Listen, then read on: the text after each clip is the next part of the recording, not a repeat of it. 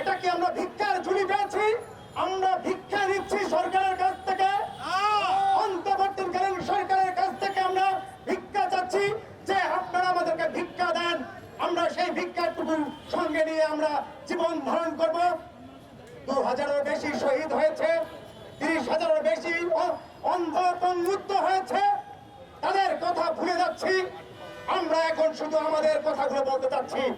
আমরা বলতে চাচ্ছি কখন কি হবে, কখন কোন জায়গায় যাবে, কে জুলাই ঘোষণা দিবে, কে জুলাইয়ের জন্য 80%, কে বলবে 80% জুলাইয়ের জন্য কাজ করেছে, কে বলবে জুলাইকে ঘোষণা দিবে। টাইম শুরু যায় কেন?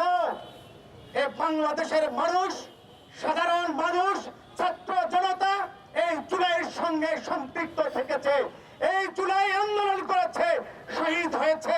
জুলাই যদি ঘোষণা হয় সেটা হবে রাষ্ট্রের পক্ষ থেকে। জুলাই যদি ঘোষণা হয় সাধারণ মানুষকে নিয়ে সেই জুলাই ঘোষণা করতে হবে। আর যদি জুলাই ঘোষণা তারা বিলম্ব করে, আমরা কঠোর হস্তে সেই সময় থেকে শুরু করে আজকের দিন পর্যন্ত আমরা অন্তর্বর্তীকালীন সরকারের দৃষ্টি আকর্ষণ করে বলতে চাই, আপনাদের হাতে আর সময় নাই। আমরা অতি দ্রুত আপনাদের কাছ থেকে এই ঘোষণাপত্র চাচ্ছি। এই বলে আমি আমার বক্তব্য এখানে শেষ করলাম। ধন্যবাদ। ইনকলাব জিন্দাবাদ।